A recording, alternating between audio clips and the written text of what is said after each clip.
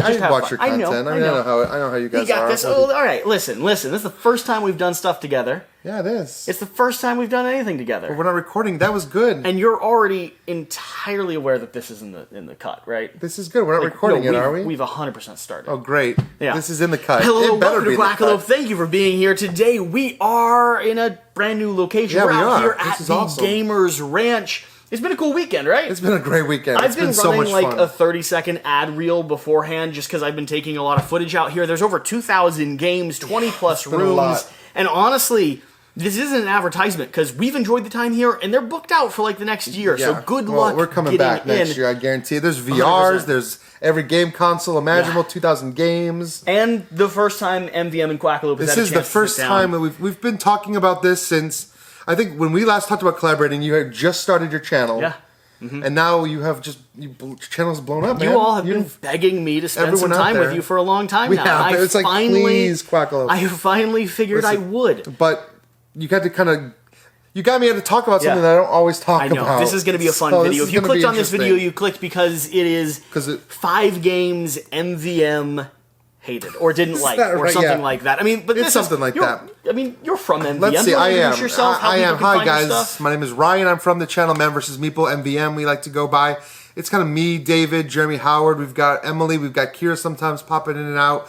We're a fun channel. We like to do live streams, cover games, and just bring kind of fun content. You'll do the preview stuff like we do. We do preview You lean stuff. a little bit more towards news content when it comes to industry stuff. We do lean a little bit towards news. And you guys are experimenting with some more stuff now. Like, you're getting a little bit more freeform. I saw Jeremy we Howard are. was doing, like, behind-the-scenes production videos. Yeah, that and stuff video like was that. pretty cool. He kind of, if you haven't seen this, get on our MvM channel, look for Jeremy Howard's process video. It's just literally like he bears himself as to how he goes about making videos, the process from beginning to end. So it's a really cool video to check out. Yeah. Either way, that's not why you're here. You're here to No. find out about 5 games that this guy doesn't like Listen, at all. you can say hate. He was getting angry as we were pulling these titles I'm like, off wait, the I gotta shelf. save this for the camera.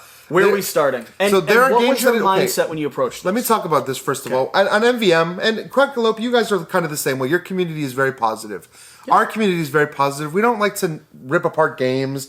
If we don't like a game, we just don't talk about it and move on. So I don't really talk about these games a lot. Sure. But these are 5 games that I've had really bad experiences with. I've just had no fun playing with, or I just outright do not like at all. Now, I got to throw the caveat down because I disagree with you categorically on some of these. Great.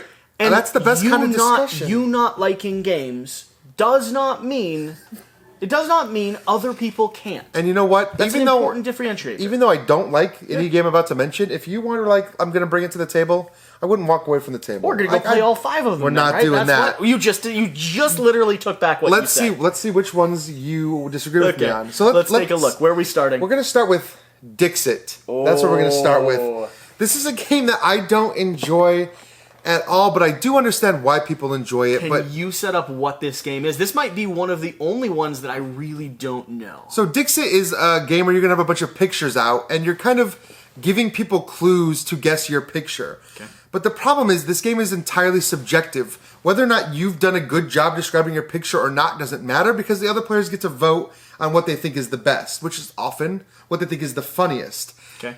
And what's funny to them is the jokes that they all know, because if you're playing with a group of friends that have hung out, that are like close friends, they're laughing at jokes that you don't understand. Okay. They're like, I'll be there playing Dixit, and I'm like, how did you get to Alice in Wonderland from this clue?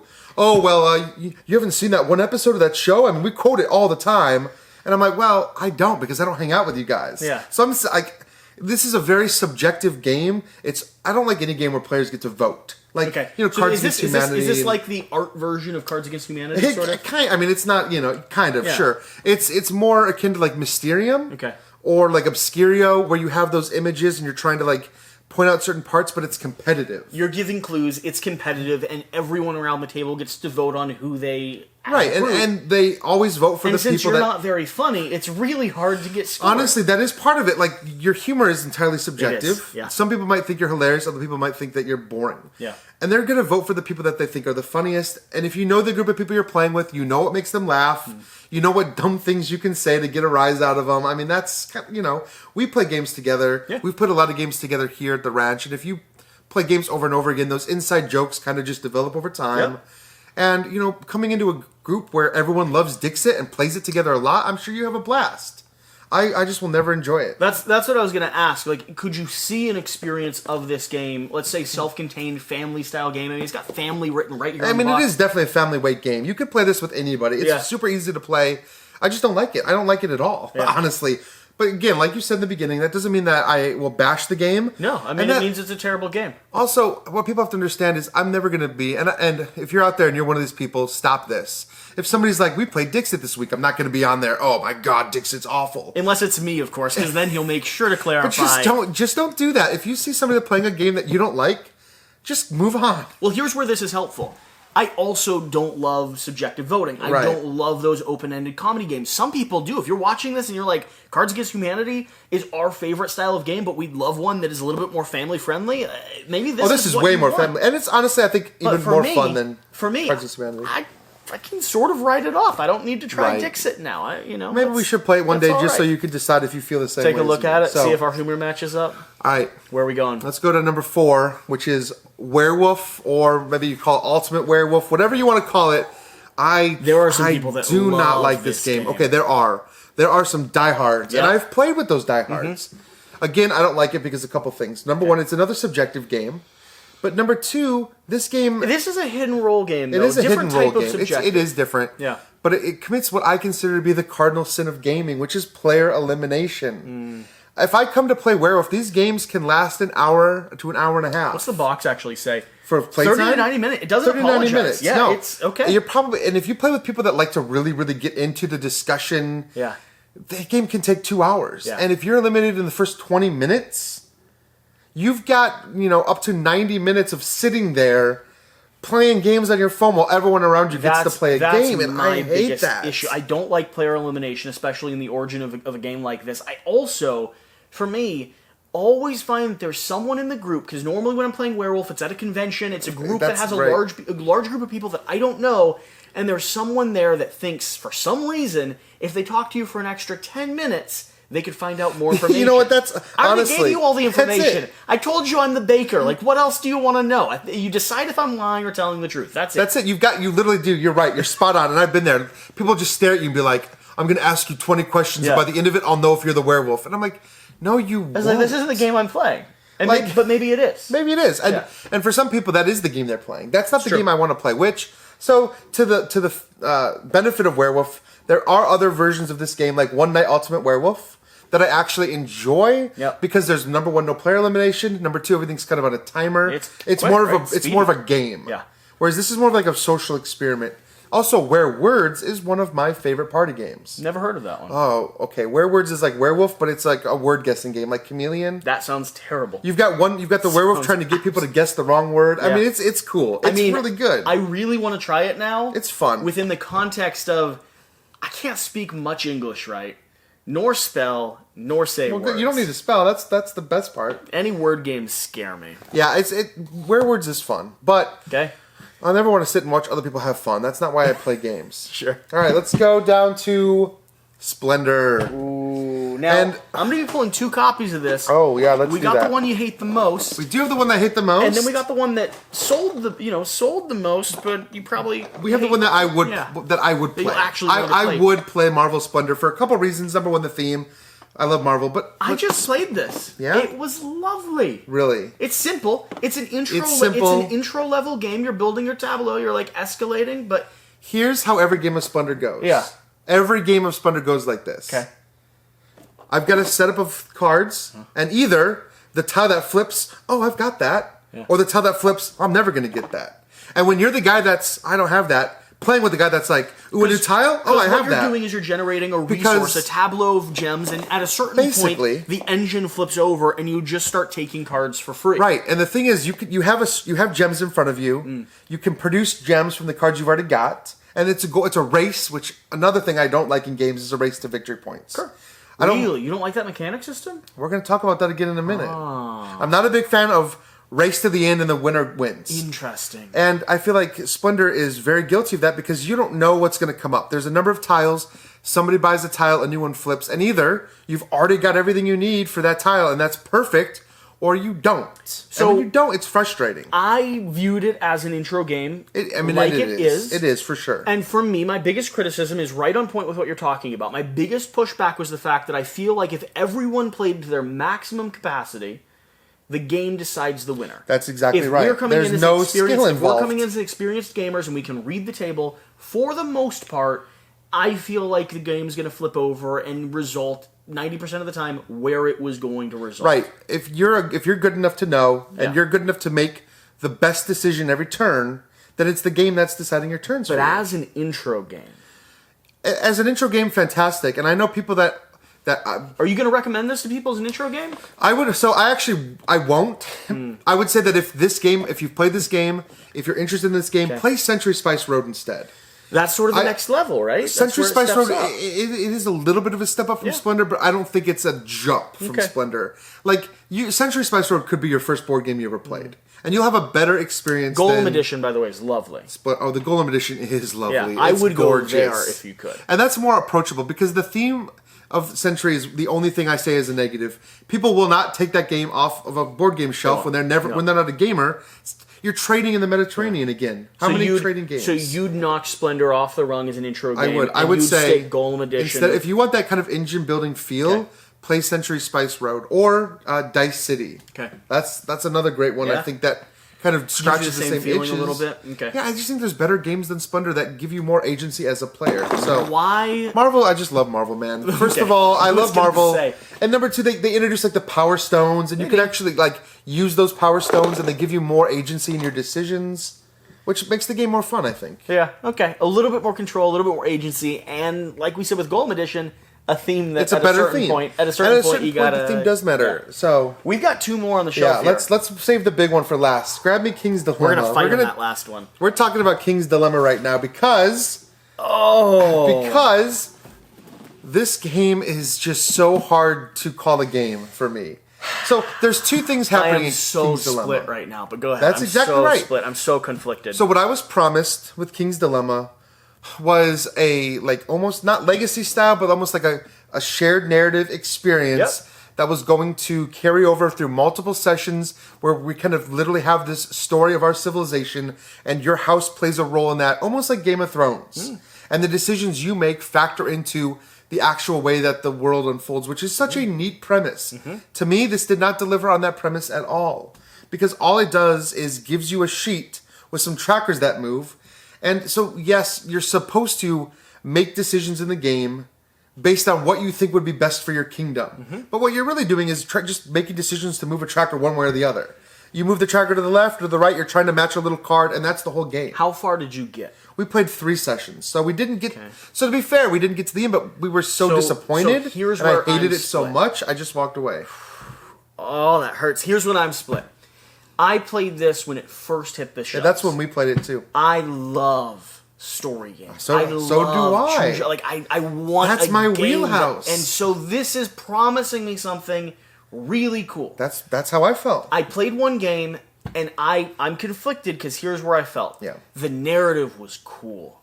The narrative was cool. Writing, the kingdom evolving, the gameplay. I don't know where it is. There's no gameplay. It really was shifting and adjusting a tracker tile without much connection to what I was seeing in the story. Here's where I'm right now on this game, though.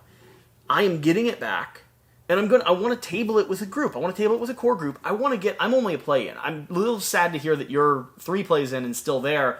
I want to get a few plays deeper than I've been. I want to see the story open up and see if I can adapt to I can come to an understanding with the gameplay where it's not as much about a mechanic system, it's more about how we unfold the narrative. And I think that's the key. And some people have loved this because that's the thing. Yes, there has to be a thing here to love. And I've seen people, another channel, Gloryhound. I don't know if you know the team over at Gloryhound. Love it. You have to play this game with a group of people that is going to put narrative first. Sure. Where their decisions are driven by the narrative, where you can almost need to treat this like a role-playing game experience. That's sort of what I want to do. People come into the table as their house, as the leader of that house, and they make the decisions that would benefit their house. Yeah. Should you feed the people? Should you stockpile the weapons? You're stepping away from that chart. Right. You're stepping away from the mechanics. The chart is just supposed to be a track of how your decisions change. that's supposed to be the result of your decisions, not the driving reason you make those decisions.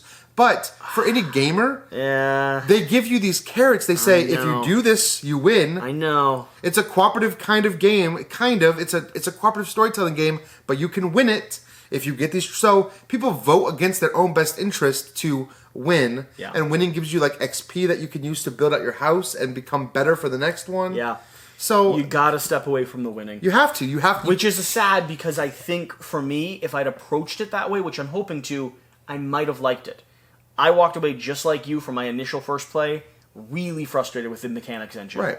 Yeah, absolutely. Yeah. So I don't think there's much more I can say about King's Dilemma. I mean, that's one that I would be willing to give it another try, but you have to have literally the same exact group. But okay, we're gonna fight. Here it comes. Here it comes. Okay. I don't like this game at all. That's not true. That's not actually true. Okay. There's just a lot that I don't like. Ryan. More than I do like. Ryan. Yes. Lay it on me. We're putting out a top 10. In fact, by the time this video is live, I've already put out my top 10. Tell me about I think we're sitting at number 5 here. Of your top 10 of all time. I mean, I've played through all of the Rise of Fenris. I have all of the metal mechs. I've got this box fully souped up, insert trays, everything. Let me try to change your mind. Yeah. No, not really. No, I'm curious. You won't change people's minds, but there's just... So first of all, story time. I've just like Jamie, the publisher for Stonemaier Games, I loved this guy's artwork. I've loved this guy's artwork for years. And so when Jamie started posting, I love this guy's artwork too. I'm going to make a game around this artwork. I was like, yes, this is like a great game publisher. I mean, he had games like Euphoria out at the time and like games that I really loved that he'd done. And so I was like, this is a great combination. I'm ready to play this game. And, you know... Viticulture is the word you were looking for. Okay, I don't like viticulture. I don't know if I said this already in this video. I don't really like race games. I hear it's such a I don't like games. So Scythe is a race game. Yes. It is a race to points. And then the game just ends. Yeah. It doesn't matter how many players get how many turns. It doesn't matter what you've done. It's just, it doesn't matter if you're about to win and get more points than that. You're driving the star engine, and once you complete most you of finish those, the round or whatever, it's done. 5, you're wiped, yeah. So you can set up everything you can set up, and you think you can have no way of knowing exactly how many turns you're going to have, and then somebody can stake it out, and they do these things, and that's another thing, too, about this game, okay? I can go on BGG, and I can say, I'm player 2 in this. What do I do? And they've already figured, like, they're like, here's your first 7 moves of the game. They know the right answer. There is a right answer. It's like, if you start here in this corner... Don't most Euro games have some degree of that right answer, though? And it's just the nature of how you're playing it? Like, I don't know that... I don't think that that's true, though, because there are some Euro games where you can start off and you can make a move and people can say, that might not be the best move. You're going to be in trouble in the next couple rounds because of that move.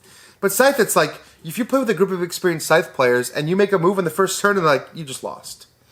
Like, you're not on track, you're not going to you're not going to hit your things when you need them, you're done. You might as well just stop playing. Sure, because you got to get your resource engine, you got to get your combination of resources and victory points, and you have to get that engine up and running quickly. And I think part of the reason that Scythe is so popular, this is me, speaking, is that it's a dudes in the map game with a lot of like Ameris-style themes and gameplay, but it has a lot of Euro elements. And I think that there are a lot of people that Scythe is their first ever real Euro game, and it kind of tricks you into playing a Euro game because you don't realize that you're playing a resource management Euro game, right?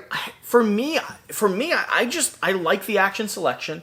I like cool. the atmosphere of it. The atmosphere is cool. I don't play with a game group of people that have the perfect information, and so I'm not worried about that. Sure. I just sit down and I have this fog of war. It's the only game that for me... or it's the best game in the genre for me that gives me a sense of like fog of war, never-ending turmoil, the chance for something to go, courageously right or horrendously wrong. Yeah, I agree with all that, and believe me, I want to love Scythe. I want to love it because I like the way the miniatures look. Yeah. I like that Rise of Fenris campaign. It sounds so cool. But instead, all the expansion content. But when I find myself playing it, there are moments of it that I might enjoy, but I always end up frustrated. I always, even when I win, I still feel kind of... which I've only won once ever. The one thing I'll give you is it can be a little bit disappointing when you're driving to endgame, and for instance, the thing I always forget to do is spread. Just arbitrarily throw my people across the map to score points at the very end. I can appreciate that as a game mechanic to score points and win the game. I like the story the game presents, though, and the game paints, and so thematically, throwing my people across the map feels very off. Well, it also doesn't feel like something you'd want to do in this style of game. So, I can give you some room on this, but it's not coming off my top 10. No, I know, and I get... right there. I get why people love it. I get it. And I've never sat down and played Scythe and been like, wow, what a great experience. And granted, I know I haven't played it enough times. This is a topic for a whole nother debate of like, how many times should you have to play a game before you're like can enjoy it? 17 times. I'm never going to give it 17 times. In my opinion, first impressions matter. Right, and that was my first impression of Scythe was incredibly disappointing. Yeah, and then it compounded on that. I played it with people that knew the game really well, and it was just like, I'm just starting to kind of get a feeling for the game and get my engine going, and then they're like, I do this combo, and now I've gained all these stars. By the way, the game's over.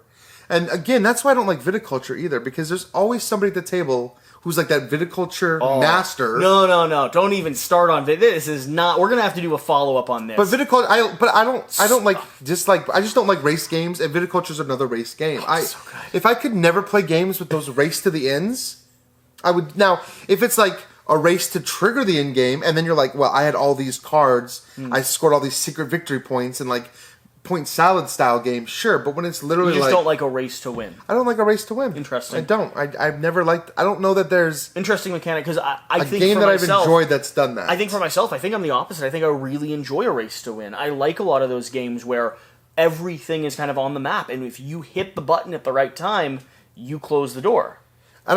So like Food Chain Magnet is like that. Root is like that. Scythe is like that. Viticulture is like that.